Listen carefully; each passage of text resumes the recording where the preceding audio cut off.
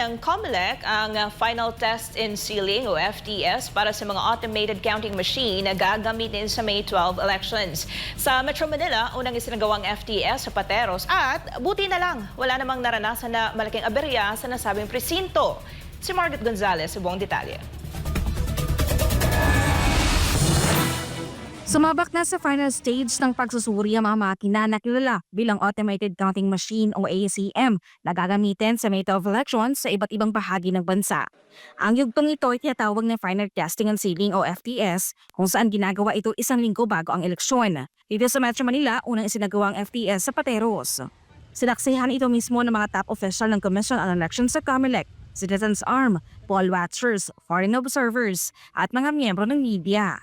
Sabi ni COMELEC Chairman Attorney George Garcia, mahalaga ang ganitong proseso para ganap na matiyak na gumagana at handa na sa halalan ang mga makina. Dumaan na sa iba't ibang test ang mga ECM bago ang FTS. Inaalam natin may problema ba ang makina?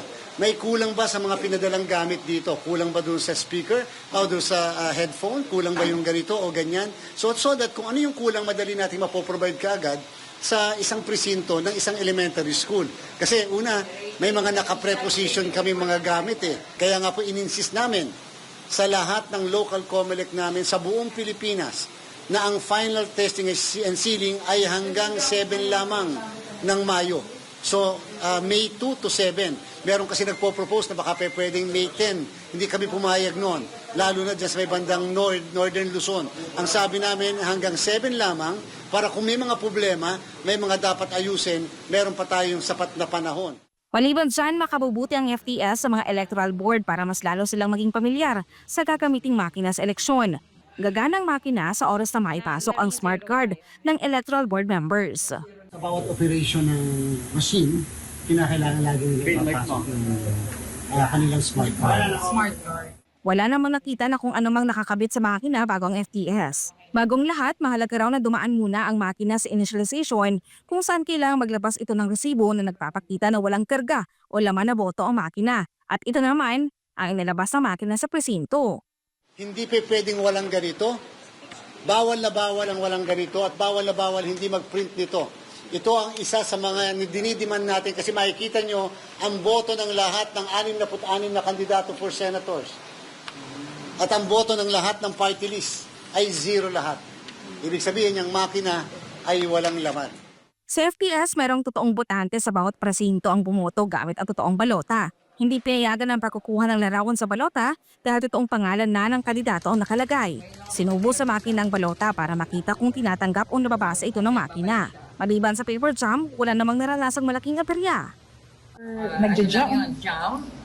Pinindot lang yung okay, lumabas na siya. Nakatabi kasi. Nakatabi kasi yung papel niya nung pumakina. Kaya nag-jam siya.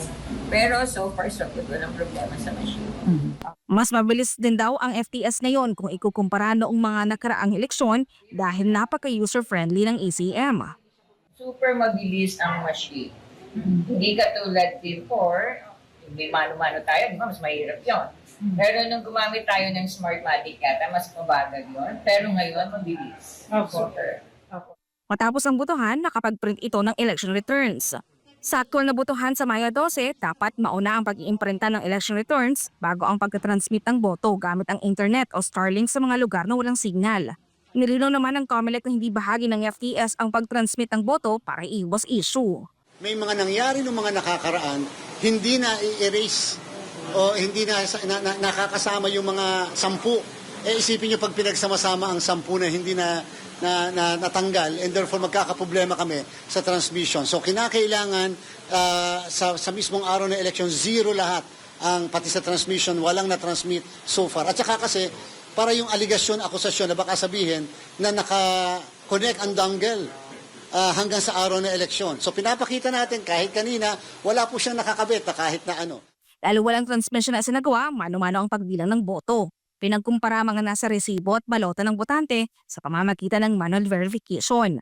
Mayroong daw resibo na hindi nabasa o boto na hindi nabilang dahil nag-overvote ang 2 botante.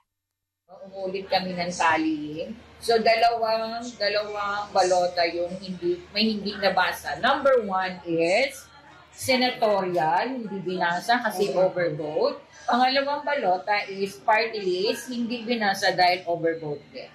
So, Isang part lang sila nag-overvote, pero binasa na rin. yung the rest binasa pa din. Yung overvote sila hindi na binasa. Pero yung tanong po kung tugma yung resibo doon sa actual na balota. Tugma. Bago ang pagsasara ng botohan, nire-zero ang makina bilang pagpapakita na wala ng laman ng ACM. At para mapatunayan ito, dapat may resibo na lumabas.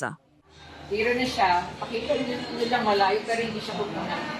Zero out is shutting down na tayo. Ang FTS ay gagawin hanggang May 7 at hinimok ng COMELEC na daluhan ito ng mga kandidato, poll watchers, citizens arm at iba pa. Ang mga venue ng FTS sa iba't ibang bahagi ng bansa ay maaaring makita sa official website ng COMELEC. Para sa Diyos at Pilipinas, Kumahal Mark Gonzalez, Nasimenay News.